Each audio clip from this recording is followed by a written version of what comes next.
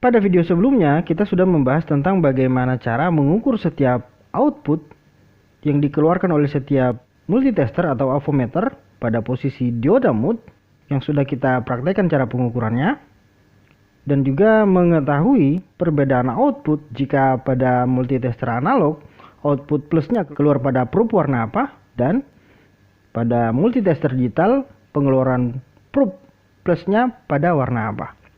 Dan juga ada beberapa rekomendasi avometer untuk teman-teman. Jika teman-teman membutuhkan avometer, silakan teman-teman lihat. Pada video itu juga sudah tertera berbagai jenis output yang dikeluarkan oleh beberapa avometer atau multitester, baik itu digital maupun analog.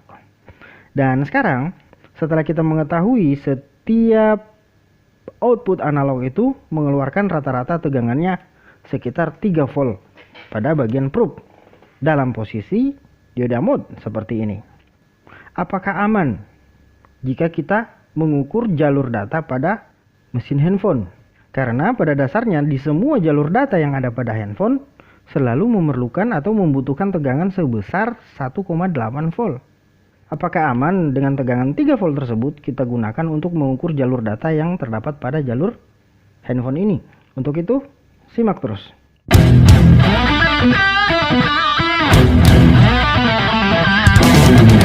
Oke teman-teman, kali ini kita akan mengukur jalur data pada bagian konektor LCD.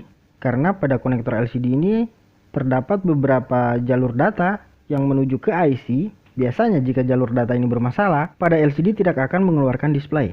Kita juga mempunyai mesin Samsung yang akan kita jadikan contoh. Oke teman-teman, contohnya seperti ini. Di sini sudah ada sebuah konektor LCD, di mana kita tahu sendiri bahwa konektor LCD tersebut selalu saja mempunyai jalur yang begitu banyak. Dan jalur-jalur tersebut fungsinya bermacam-macam. Ada jalur untuk data, jalur untuk tegangan, IC backlight, macam-macam. Semua jalur tersebut pasti ujung-ujungnya akan bermuara ke IC.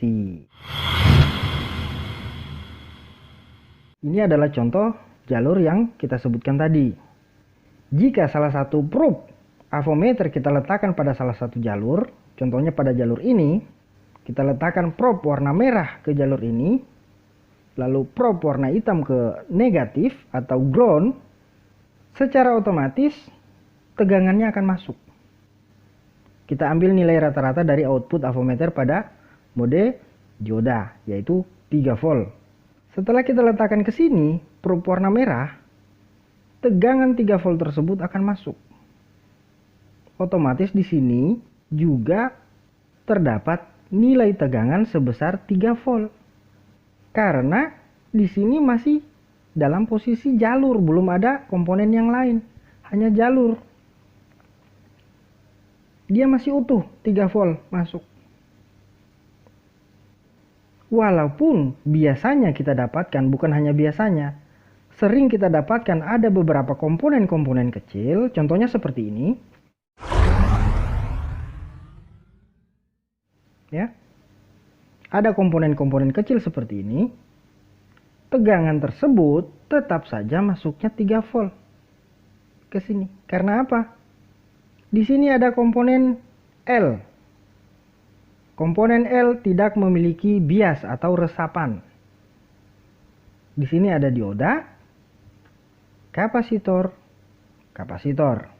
Teman-teman harus mencatat bahwa setiap komponen yang dipasang secara paralel selalu salah satu pinnya terhubung ke ground. Contohnya seperti ini. Dioda ini pasti ke ground. Ini akan ke ground nanti. Jika terpasang seperti ini yang dinamakan dipasang secara seri. Setiap komponen yang dipasang seri tidak memiliki atau tidak mengandung ground.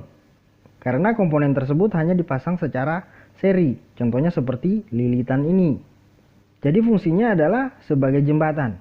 Pada rangkaian ini, fungsi dioda pun tidak memiliki bias, tidak memiliki resapan.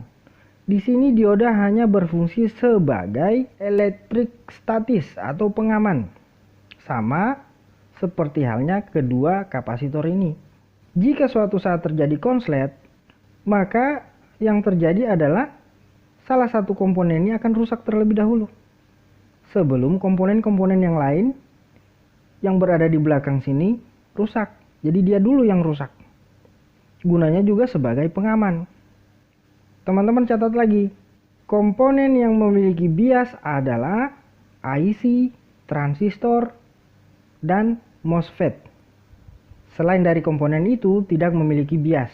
Apa itu bias? Bias sama dengan resapan. Contohnya seperti ini, saya contohkan lebih sederhana. Kita memiliki sebuah busa cuci piring yang biasa kita pakai cuci piring atau apa ya, busa kursi lah. Jika kita celupkan ke air, pasti airnya akan meresap. Seperti itulah komponen yang dikatakan komponen bias atau komponen yang bisa meresap tegangan. Komponen yang meresap tegangan tersebut adalah IC, resistor, dan MOSFET. Selain dari komponen tersebut, tidak memiliki bias atau resapan. Jadi, kesimpulannya, walaupun komponen ini berada di sini, kita pasangkan probe warna merah ke jalur ini dengan tegangan output sebesar 3 volt. Kita ukur pun di sini akan terdapat 3 volt nilai tegangannya. Di sini pun 3 volt, 3 volt, 3 volt. Tidak akan berubah karena komponen-komponen kecil ini tidak memiliki resapan. Teman-teman juga harus memahami bahwa setiap komponen dioda dan kapasitor selalu saja dipasang secara paralel pada mesin handphone. Adapun kapasitor dipasang secara seri hanya terdapat pada bagian RF. Selain dari RF, komponen-komponen kapasitor selalu saja dipasang secara paralel seperti ini. Oke? Nah, bagaimana jika di belakang ini ada IC? Komponen IC, apa yang terjadi dengan tegangan tersebut? Teman-teman masih ingat tadi, komponen yang memiliki resapan adalah IC, transistor, dan MOSFET. Di sini ada sebuah komponen IC. Apa yang terjadi dengan tegangan tersebut yang kita suntikan ke sini dengan adanya komponen IC ini? Otomatis komponen IC ini akan menyerap tegangan sebesar 3 volt tersebut, akan dia serap. Setelah kita pasang akan dia serap. Maka secara otomatis jika kita menggunakan avometer digital, pada layar avometer akan tertera sisa tegangan yang dikonsumsi oleh IC ini. Jika kita menggunakan avometer digital, teman-teman balik lagi probe-nya. Probe warna hitam kita letakkan di tempat yang kita ukur. Probe warna merah kita letakkan di ground. Jika tadi kita menggunakan probe warna merah pada bagian jalur yang diukur, lalu probe warna hitam pada bagian ground, itu untuk avometer manual. Dan sekarang kita akan menggunakan avometer digital. Kita letakkan probe warna merah pada bagian ground. Lalu probe warna hitam kita letakkan pada jalur yang kita akan ukur. Kenapa seperti itu? Karena sebenarnya di sini kita memaksakan. Teman-teman harus menggarisbawahi kata-kata saya. Di sini kita memaksakan. Sebenarnya tindakan kita ini tidak sesuai dengan aturan. Pada dioda mode di suatu avometer berfungsi untuk mengukur apakah komponen dioda baik-baik saja atau tidak. Itu fungsinya. Namun pada perangkat seluler ini kita gunakan untuk mengukur berapa sisa tegangan yang dikonsumsi oleh jalur ini. Contohnya seperti ini, teman-teman lihat. Nilai output pada avometer ini adalah sekitar 3,7 volt. Dan sekarang kita letakkan krup warna merah ke posisi negatif dan krup warna hitam ke titik pengukuran. Seperti ini.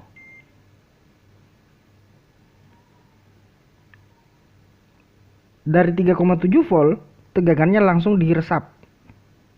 IC-nya langsung meresap tegangannya dan tersisa sekitar 0,347. Kita ulang, kita ukur kembali.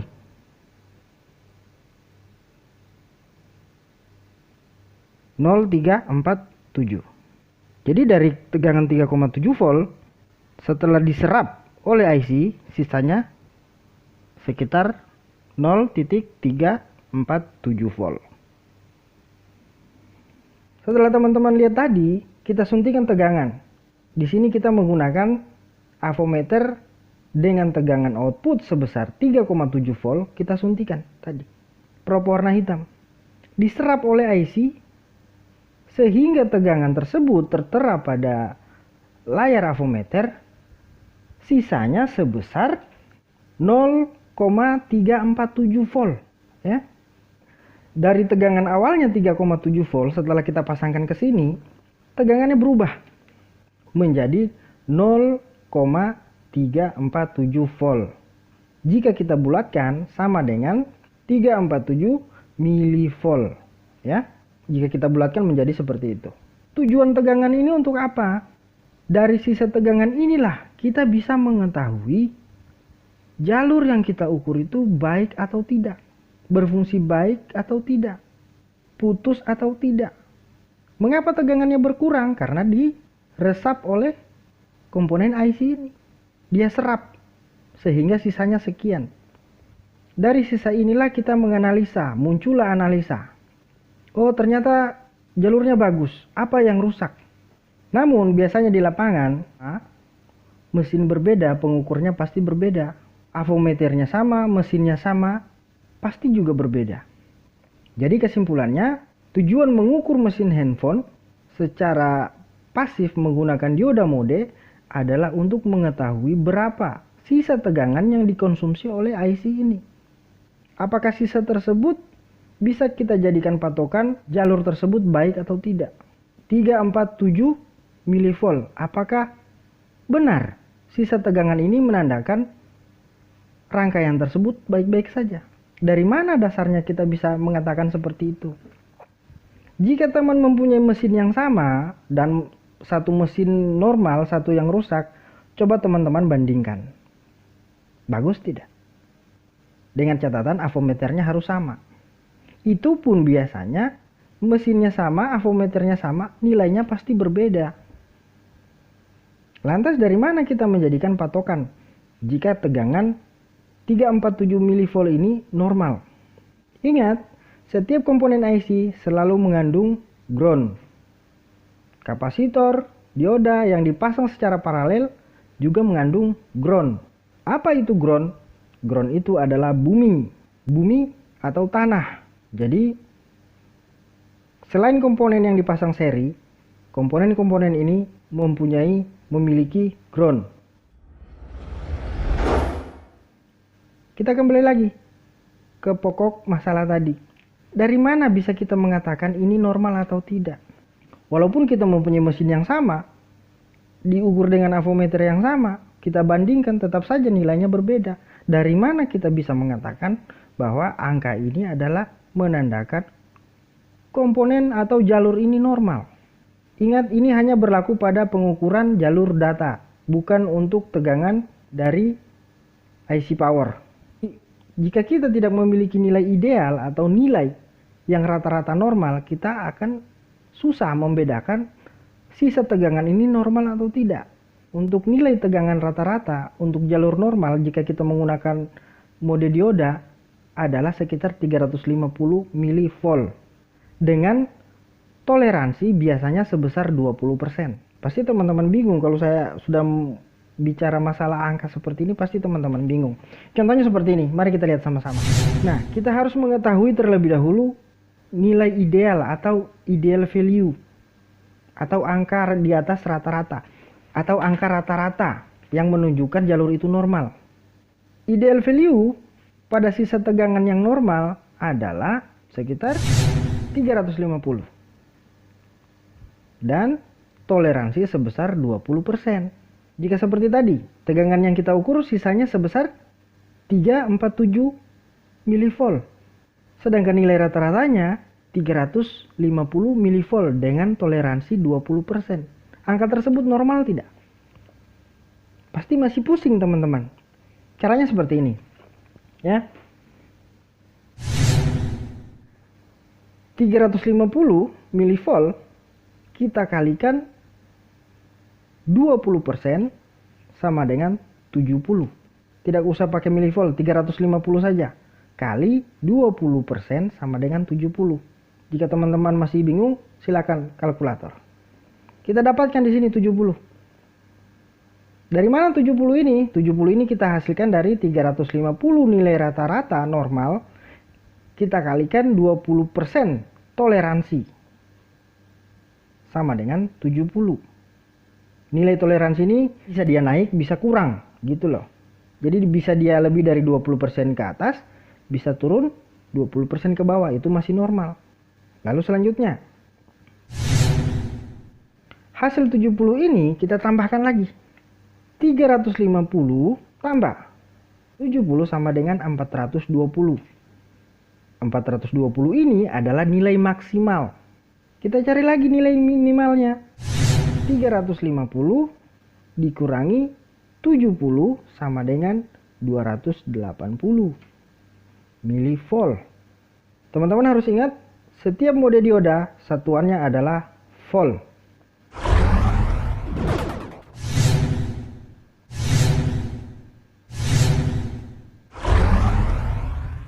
Nilai maksimalnya adalah 450 milivolt.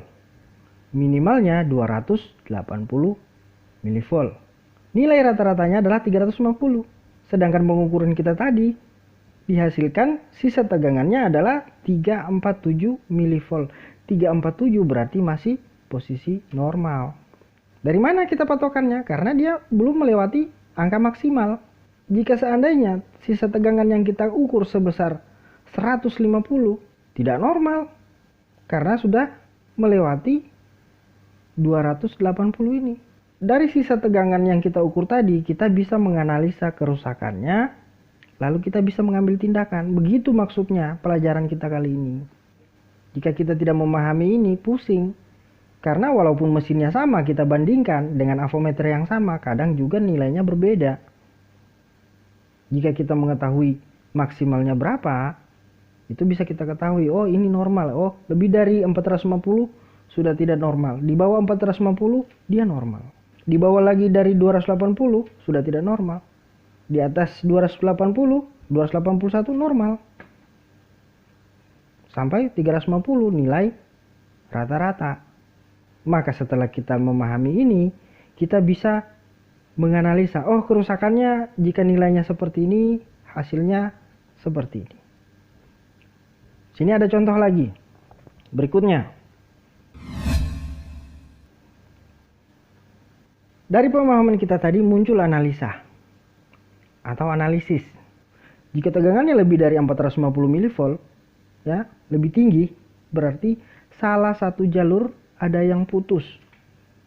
Ingat, saya mengatakan salah satu jalur, berarti ada jalur yang lain. Jika saya mengatakan jalurnya putus, berarti jalurnya hanya satu. Di sini saya mengatakan salah satu jalur putus.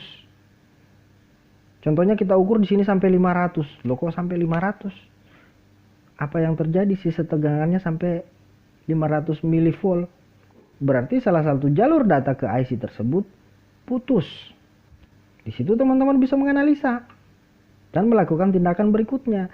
Jika nilainya ke bawah atau kurang dari 280 milivolt, apa yang terjadi? Ada kebocoran atau short kecil. Yang menyebabkan short kecil ini apa biasanya? Biasanya ada salah satu kapasitor yang short, yang tembus ke ground. Ada dioda yang short. Bisa juga IC-nya ada yang short kecil. Jadi tegangannya lebih dari kurang dari 280 milivolt. Jadi ini ada kebocoran, short kecil namanya. Pada bagian C, 0 volt. 0 volt itu maksudnya seperti ini. Perhatikan. Ini yang namanya short besar. Tegangannya habis. Karena konslet. Short besar. Short besar itu sama dengan ini juga. Konslet. Jika positif ketemu negatif akan konslet. Begitu juga pada komponen. Jika komponen tersebut konslet akan menghabiskan tegangan. Tidak ada sedikit pun. Oke, teman-teman sudah lihat 0 volt berarti menunjukkan short besar. 0. Jadi tegangannya itu dimakan semua. Tegangannya diresap semua, diserap semua. Karena apa? Short besar. 0 volt. Jika OL, nah OL ini bisa jadi putus jalur atau multitesternya tidak digunakan. Jika tidak digunakan kan pasti muncul OL seperti ini. Jika posisi OL seperti ini, bisa kita tidak gunakan atau bisa saja jalurnya putus. Contohnya, kita mengukur sebuah jalur. Jika kabelnya bagus, dia akan ketemu. Bagus. Jika hanya tetap OL seperti ini berarti jalurnya tidak nyambung. Jika kita sudah gunakan mengukur namun tetap saja OL berarti ada jalur putus. Atau jalur dari komponen yang satu ke komponen tersebut putus. Sehingga pada layar multitester hanya muncul OL. Apa itu OL? Overload. Atau tegangannya tidak dipakai. Mudah-mudahan sampai di sini teman-teman bisa mengerti pelajaran kita kali ini. Jangan lupa like, komen, bagikan ke teman-teman agar kita dapat pahala. Saya akhiri. Assalamualaikum warahmatullahi wabarakatuh.